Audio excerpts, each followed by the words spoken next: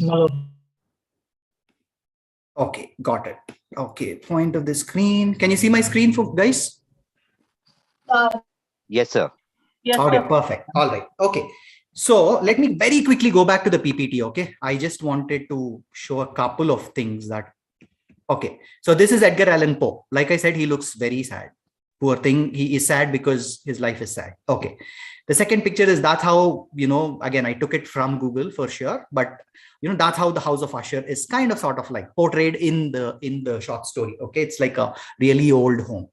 And you can see the bolded words that I put, right? Dull, dark, soundless day, clouds hung oppressively low. These are basically the setting that Poe does in the first sentence itself. He doesn't even wait until the second or third. First sentence, boom, he hits you in the face. Okay. Okay. Answering questions from this unit. Discuss the development of short story in America. You have a direct answer in 5.3. Second question is discuss the major themes of the fall of the House of Usher. We just discussed that. And then some information I think is present in section 5.6 or something like that. You can just go through the unit and then you will understand that. Okay. Very, very quickly, we will go to 19th century American fiction. We will talk about two wonderful, wonderful novelists. And then we will stop the class for today. And then in the next class, we will continue. Okay. So in this unit, right, what we do is we come back to the novel. Like I said, short story and drama are my favorite, but we're done with short story for now. We will come back to the novel now. Yeah. Was somebody saying something? Okay. All right. Let me get the participants list. Okay. We will, like I said, we will talk about two great American novelists, Herman Melville and Mark Twain. In specific, we will look at two books. One is Melville's Moby Dick. And again, those of you who have attended the offline classes and all the online classes know that I keep referring back to Moby Dick for pretty much everything that has to do with America, because this book has a lot of themes that we have talked about in the initial chapter. And we'll also look at Mark Twain's Huckleberry Finn. I'm sure most of you have read Huckleberry Finn or at least heard about this guy. Huckleberry Finn is a fun guy. We will talk about him. So, Afroz, I'm coming back to your adventure. Okay. So those of you who have attended the first class, right, might remember that adventure is one of the major themes in American literature. Here, if you see the title of Mark Twain's book has the word adventure in it. So the title itself is The Adventures of Huckleberry Finn. Okay. So that's the adventure that we are talking about. All right. So again, now with this plus the first chapter, now Afroz, you can think about the adventure as a theme for Poe's story. Okay. Okay, let's go to Moby Dick. Now, I will not tell the story in detail because this is like a huge book. I think it's like 400 pages and over. There are tons of videos on YouTube, guys. I'm not asking you to go and read the whole book. You can get the summary from a lot of places. Be smart and then just watch one or two videos and then you will get the summary of the story and the plot. Okay. So, but then the request is please take the time to watch it, because once you know the story, we can come up with the themes. Okay. Just like we did it with Poe. Okay. Now, this actually it gives you quick information about the story and it will also help in identifying the theme. So it's a win-win situation. Okay. Okay. Let's very quickly go to Moby Dick. Coming back to the story, it's a story about a ship captain. Okay. This captain's name is Captain Ahab. Now, this guy is again crazy in a way. Why? Why is he crazy? Because he wants to take revenge on a white whale. Okay, whale, that animal whale, right? That is in an ocean. That's the whale. Now he basically wants to take a revenge on a white whale. The white whale's name is Moby Dick. And why does he want to take revenge? Moby Dick eats off or rips off Ahab's leg in one of his journeys. This fellow is a captain of a ship, and then he goes on a voyage, and then Moby Dick comes and then it rips off his leg. Okay.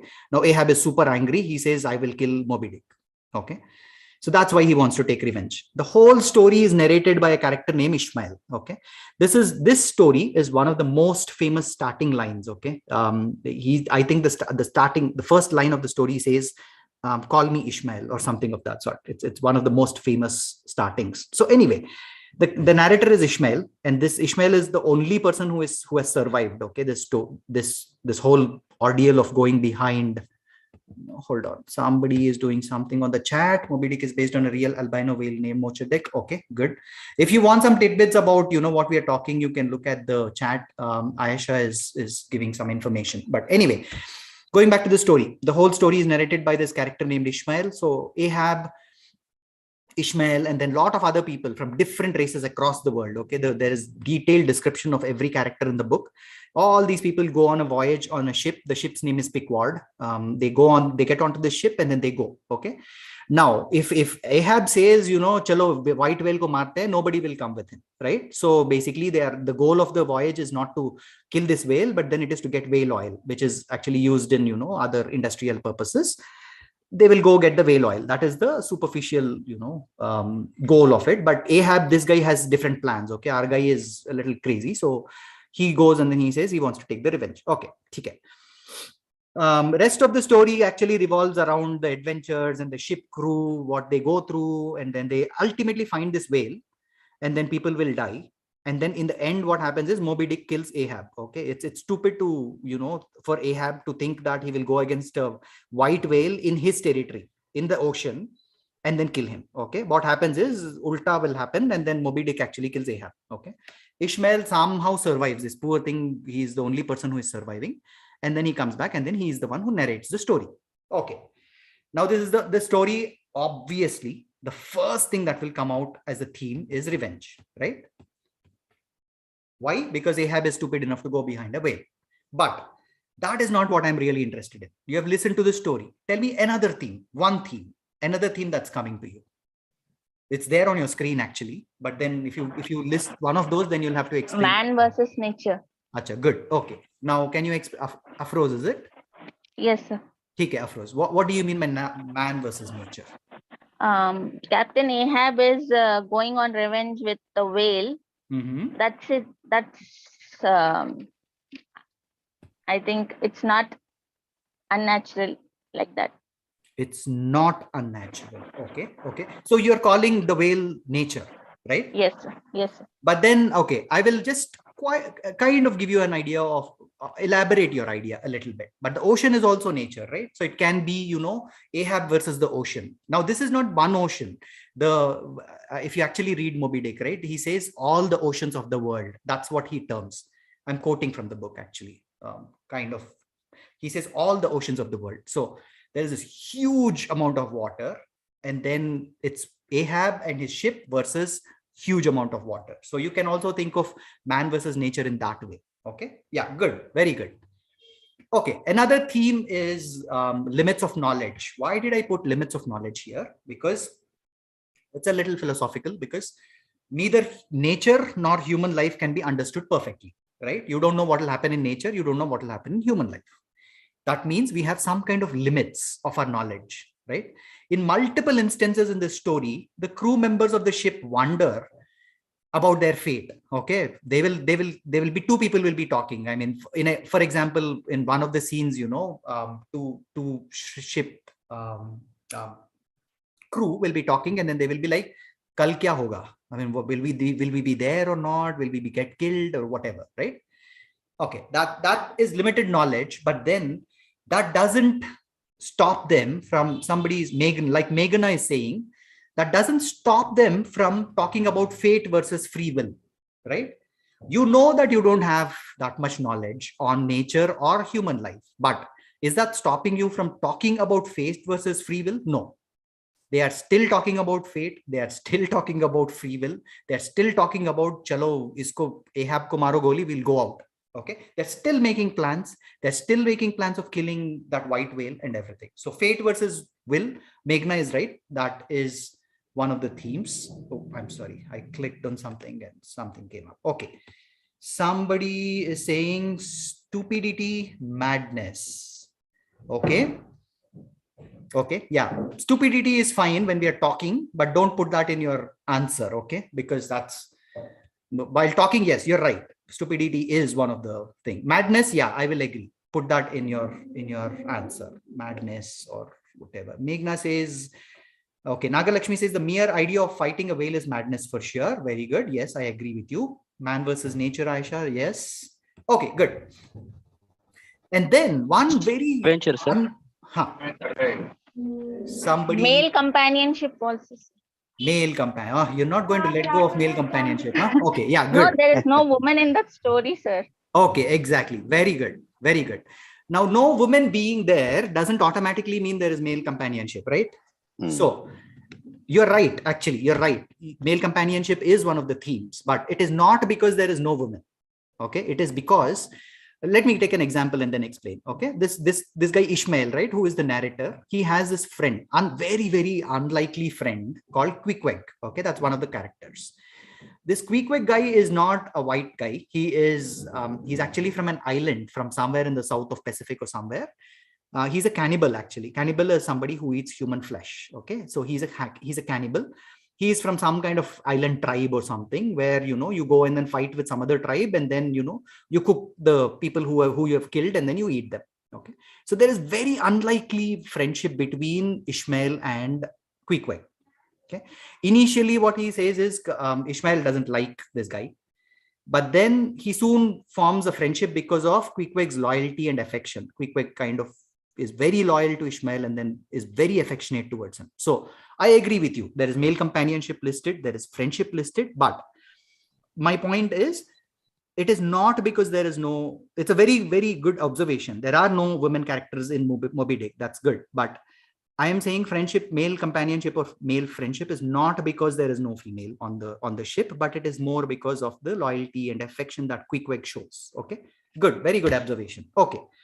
So can you just tell me Ishmael's friends' names? Can you spell that for Queequeg, me? okay. The spelling I think is Queequeg.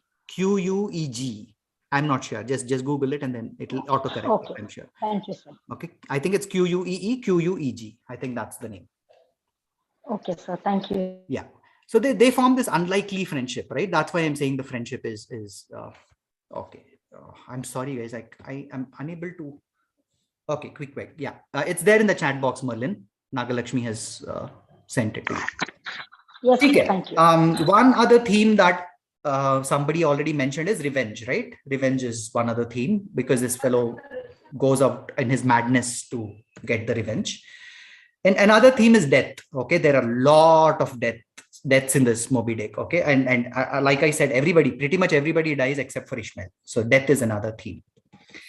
Now, this is a good opportunity for me to actually kind of give one more little homework, and I would like if anybody else except Afroz does this. Okay, Afroz, I have nothing against you doing it. It is just that you have done pretty much all the homework. So you do it, but don't tell the answer in the next class. Okay, so let us take a moment and then see what a theme is and then motif is. Okay, I don't know if you have discussed this in any of your other classes.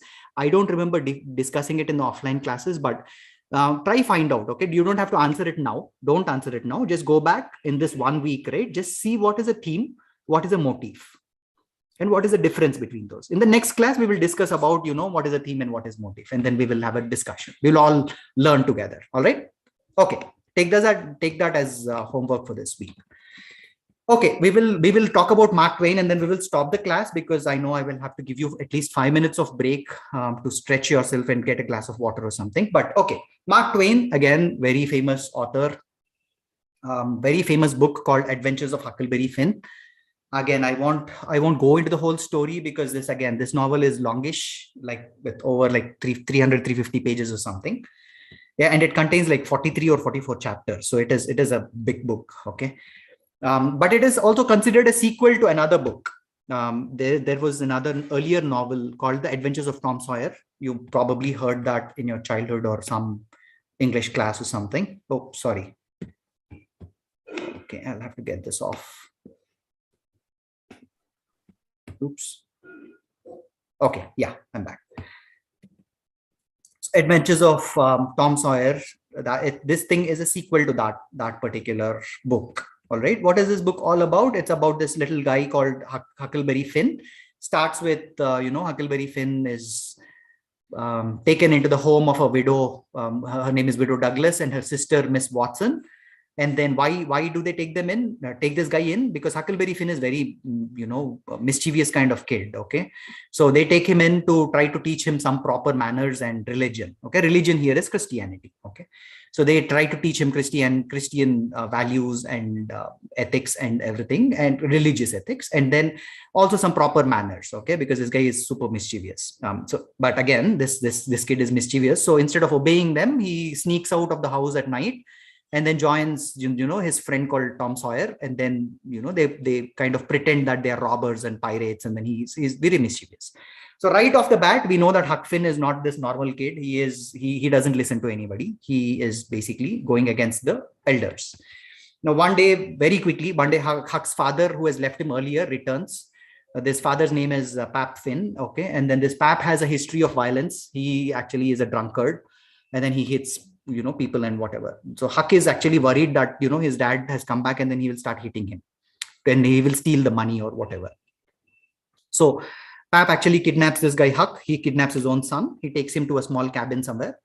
And Huck is initially happy, actually, because, that widow and then widow Douglas and then the other lady is not there to actually pester him with, all the manners and religion and all that. He's happy.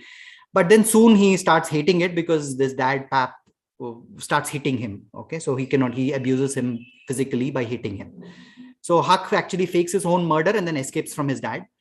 And by chance, he meets, this guy called Jim, who is actually a slave of Miss Watson. Miss Watson is the older lady that took Huck at the starting of the story. Now, she had this slave called Jim. He runs away from this lady, and then Huck and then Jim meet. Okay. Again, we see this very, very unlikely friendship forming here. Huck is a white guy who is now this story, right? Even though it was written after the Civil War, it's talking about the situation before the Civil War. So slavery is actually, legal.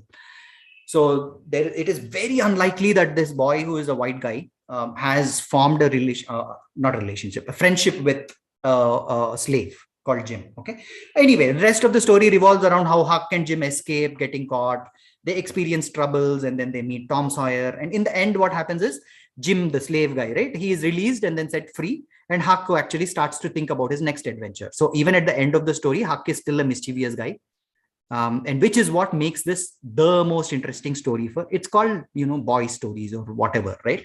So a lot of boys like this story because, that mischievousness comes out, but it's actually not very childlike or anything in the story. It's actually for adults because it talks about very, very big societal problems. Okay. What are the problems? One thing is slavery. Okay. The whole book talks about slavery as if it is normal, as if there's nothing wrong with slavery. You buy slaves, you sell slaves as if they're objects. Okay. But like I said, it is set in pre-Civil War period.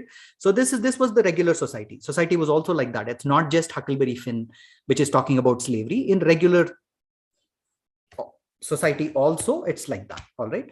At multiple places in the novel, right, white people talk as if slaves are not human beings. For example, in one of the scenes, Huck and Tom Sawyer's aunt, they talk and then she asks, okay, he says, some people got hurt or whatever. She says, oh, anybody got hurt? And then Huck says, no, ma'am, just a slave got killed. Okay. And then she responds, well, it's lucky because sometimes people get hurt. No, that just sounds so rude because you can see how a slave getting killed has no impact on this white woman at all. Okay. A person is killed and then she's saying, oh, it's lucky that no one is hurt. A person is killed. Now, the no one that she's referring to are white people. So for her, only white people are people. Slaves are not even people. Okay. So anyway, we'll stop at that. Slavery and racism is one of the themes for sure. Religion and hypocrisy is one other thing. Mark Twain as an author, he attacked organized religion in his novel continuously. Okay. Basically, he says that it's fine that Christian ideals are there and then you have tolerance and everything.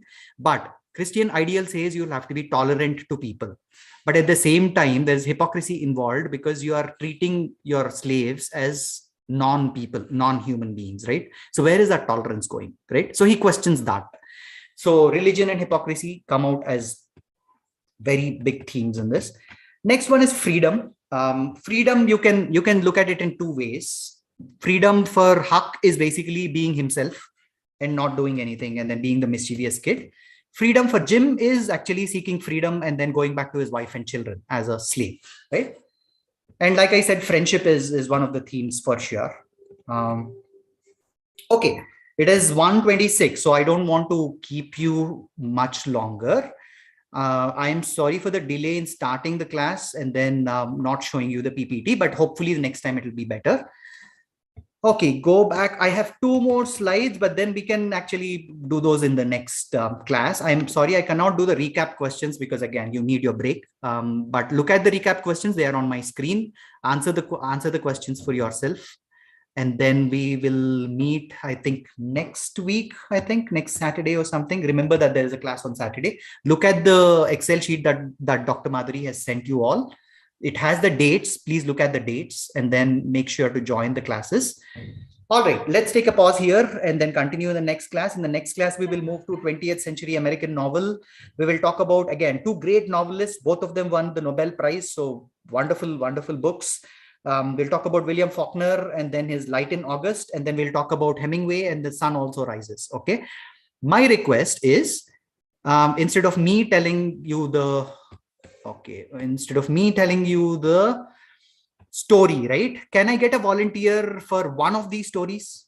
Can somebody tell as a summary of The Sun Also Rises from Hemingway? Any volunteers? We have 54 participants. So one of you. Can one of you tell me the story of The Sun Also Rises? It's there in your book. Next week, Saturday. Who is the volunteer? Nobody?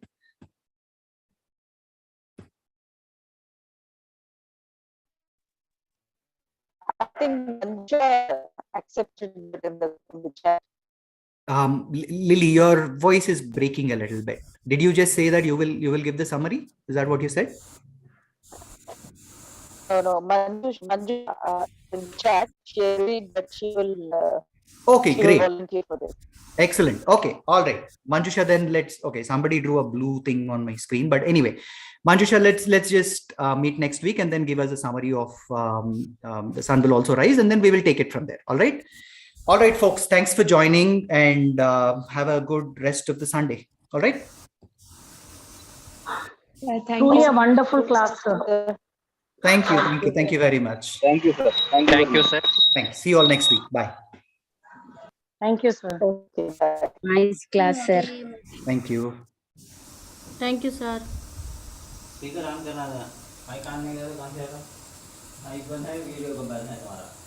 Thank you, sir. Thank you. Yeah. Thank you. You can drop off from this class. Thanks. Thank you, sir. Yeah, thank you, sir. Yeah.